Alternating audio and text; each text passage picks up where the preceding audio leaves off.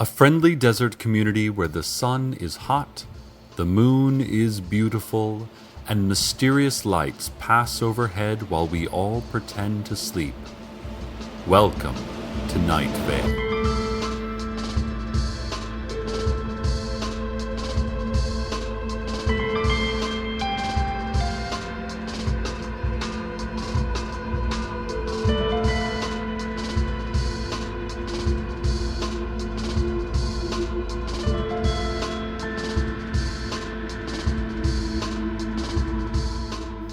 Hello, listeners.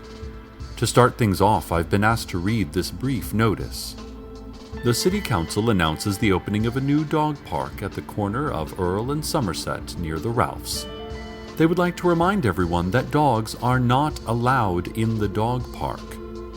People are not allowed in the dog park. It is possible you will see hooded figures in the dog park.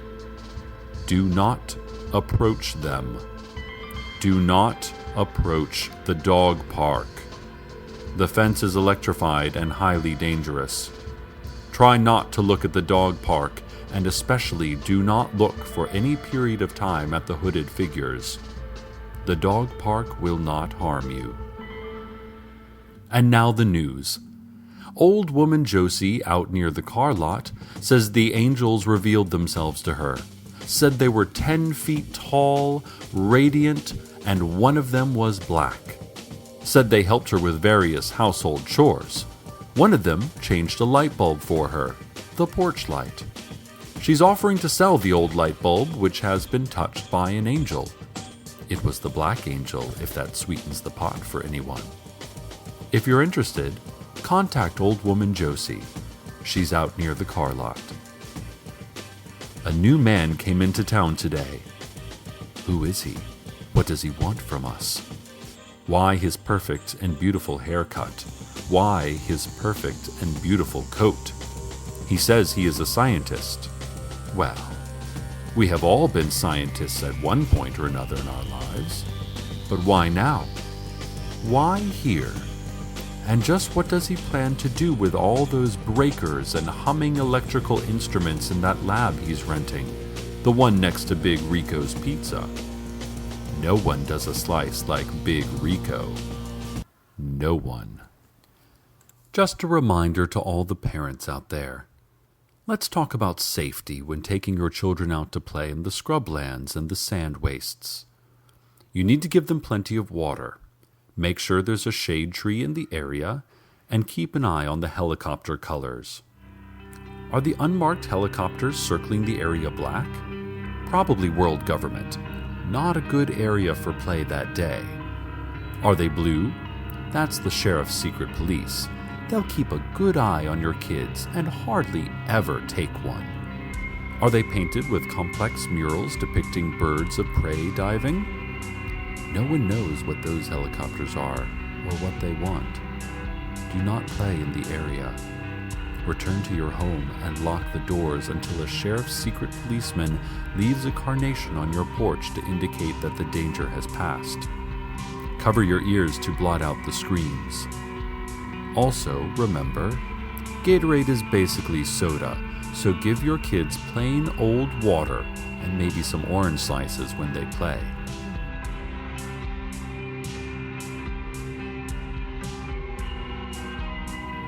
A commercial airliner flying through local airspace disappeared today, only to reappear in the Night Vale Elementary Gymnasium during basketball practice, disrupting practice quite badly. The jet roared through the small gym for only a fraction of a second, and before it could strike any players or structure, it vanished again. This time, apparently, for good. There is no word yet on if or how this will affect Night Vale Mountain Lions' game schedule, and also if this could perhaps be the work of their bitter rivals, the Desert Bluffs Cacti. Desert Bluffs is always trying to show us up through fancier uniforms, better pre-game snacks, and possibly by transporting a commercial jet into our gymnasium, delaying practice for several minutes at least. For shame, Desert Bluffs. For shame. That new scientist, we now know is named Carlos, called a town meeting. He has a square jaw and teeth like a military cemetery. His hair is perfect, and we all hate and despair and love that perfect hair in equal measure. Old woman Josie brought corn muffins, which were decent, but lacked salt. She said the angels had taken her salt for a godly mission, and she hadn't yet gotten around to buying more. Carlos told us that we are, by far, the most scientifically interesting community in the U.S., and he had come to study just what is going on around here. He grinned, and everything about him was perfect, and I fell in love instantly.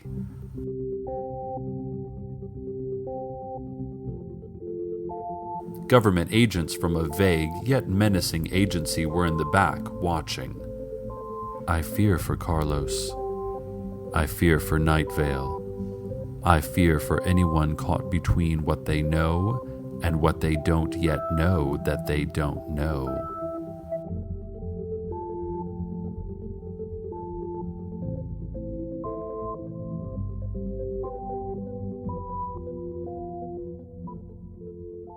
We received a press release this morning.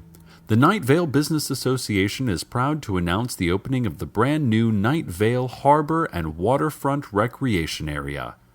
I have been to these facilities myself recently on their invitation, and I can tell you that it is absolutely top of the line and beautiful. Sturdy docking areas made from eco-friendly post-consumer material. A boardwalk for pedestrians, and plenty of stands ready for local food vendors and merchants to turn into a bustling public marketplace. Now, there is some concern about the fact that, given we are in the middle of a desert, there is no actual water at the waterfront. And that is a definite drawback. I agree. For instance, the boardwalk is currently overlooking sagebrush and rocks. The Business Association did not provide any specific remedies for this problem, but they assured me that the new harbor would be a big boost to Night Vale nonetheless. Maybe wait until a flash flood and head down there for the full waterfront experience. The local chapter of the NRA is selling bumper stickers as part of their fundraising week. They sent the station one to get some publicity, and we're here to serve the community, so I'm happy to let you all know about it. The stickers are made from good, sturdy vinyl, and they read, "Guns don't kill people. It's impossible to be killed by a gun. We are all invincible to bullets, and it's a miracle." Stand outside of your front door and shout NRA to order one.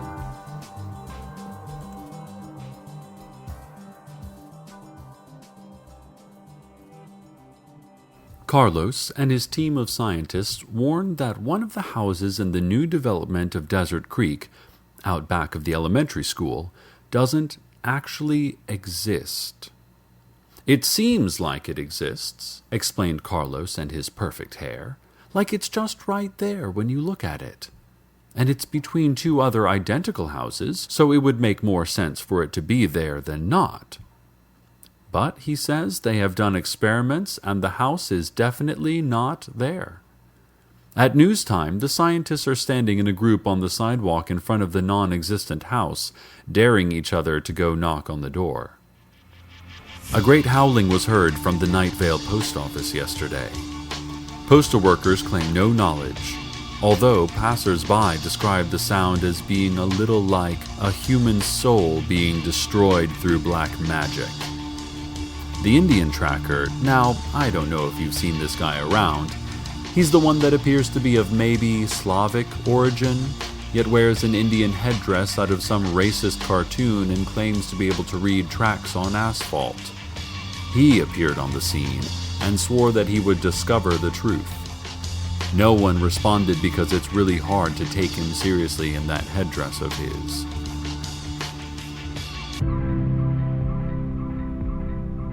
Lights, seen in the sky above the Arby's. not the glowing sign of Arby's, something higher and beyond that. We know the difference. We've caught on to their game. We understand the lights above Arby's game. Invaders from another world. Ladies and gentlemen, the future is here, and it's about 100 feet above the Arby's.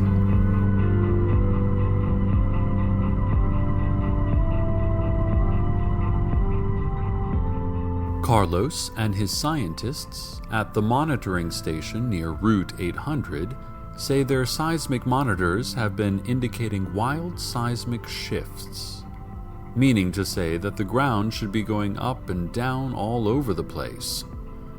I don't know about you folks, but the ground has been as still as the crust of a tiny globe rocketing through an endless void could be.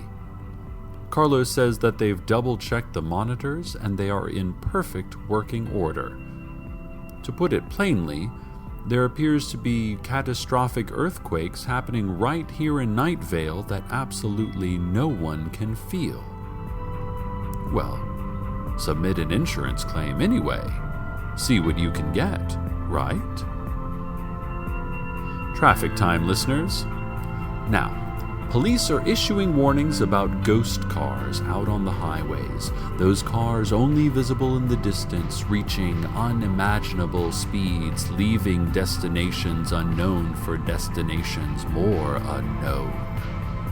They would like to remind you that you should not set your speed by these apparitions, and doing so will not be considered following the flow of traffic.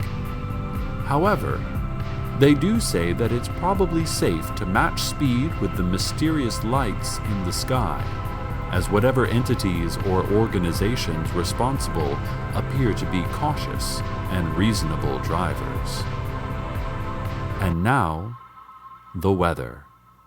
The old church down the street, concrete beneath my feet, the shadows of the leaves, these and more than these and more than these, digging deeper, these and more than these, you gotta dig in deeper. I speak in ancient tongues, I stare straight at the sun. What I've done can't be undone.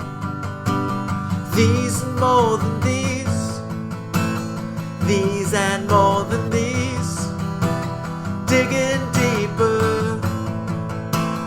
These and more than these, you gotta dig in deeper. Blood on my hands, but none of my soul. Someday, God willing, I will be whole.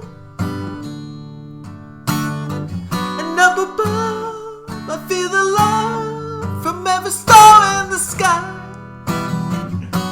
I'll never be alone, I will never cry. I'll never be alone, I will never die.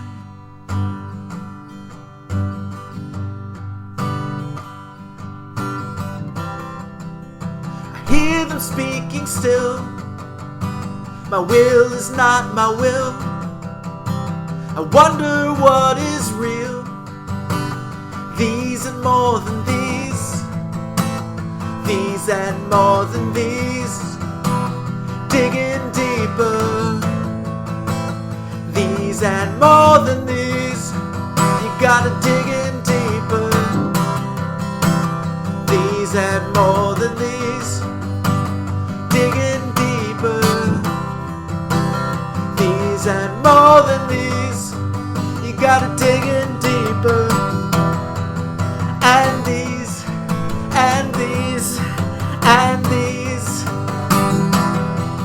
and these, and these, and these.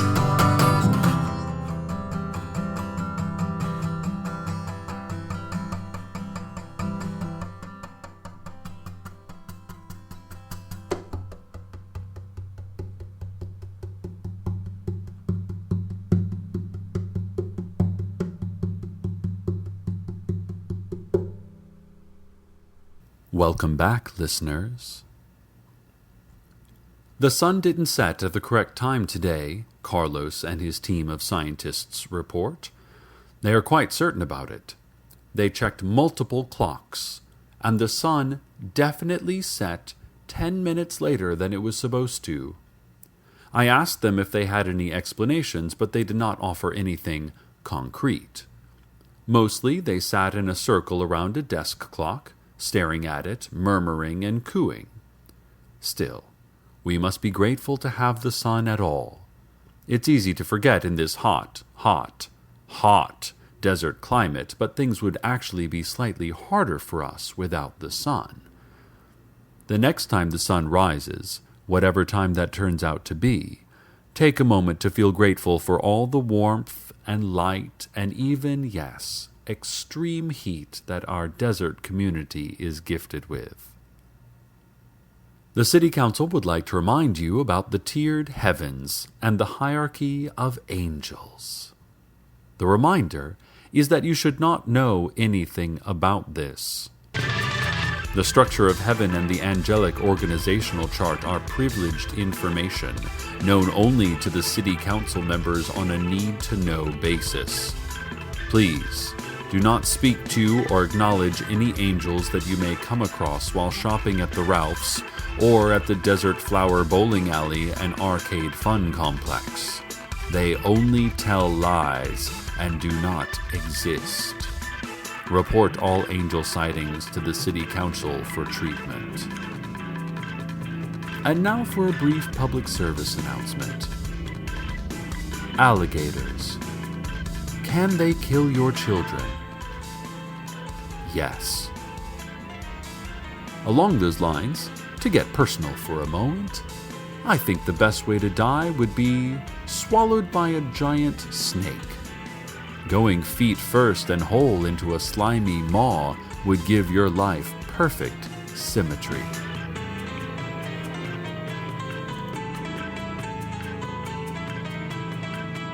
Speaking of the Desert Flower Bowling Alley and Arcade Fun Complex, its owner, Teddy Williams, reports that he has found the entrance to a vast underground city in the pen retrieval area of Lane 5.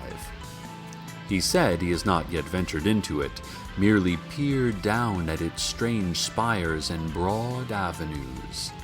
He also reports voices of a distant crowd in the depths of that subterranean metropolis. Apparently, the entrance was discovered when a bowling ball accidentally rolled into it, clattering down to the city below with sounds that echoed for miles across the impossibly huge cavern. So, whatever population that city has, they know about us now, and we might be hearing from them very soon. Carlos, perfect and beautiful, came into our studios during the break earlier, but declined to stay for an interview. He had some sort of blinking box in his hand, covered with wires and tubes. Said he was testing the place for materials. I don't know what materials he meant, but that box sure whistled and beeped a lot. When he put it close to the microphone, it sounded like a bunch of baby birds had just woken up. Really went crazy. Carlos looked nervous. I've never seen that kind of look on someone with that strong of a jaw.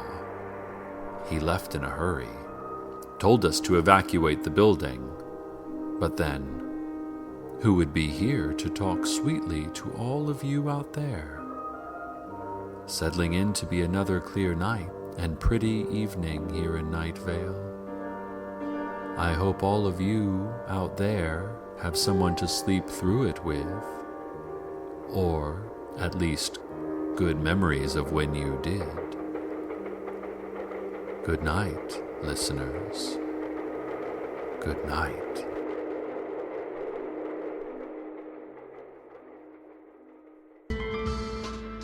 Welcome to Night Vale is a production of Commonplace Books. It is written by Joseph Fink and Jeffrey Craner, and produced by Joseph Fink. The voice of Night Vale is Cecil Baldwin. Original music by Disparition. All of it can be downloaded for free at disparition.info. This episode's weather was These and More Than These, also by Joseph. Check out commonplacebooks.com for more information on this show, as well as our books on the unused story ideas of H.P. Lovecraft and what it means to be a grown-up. Today's proverb, look to the north. Keep looking. There's nothing coming from the south.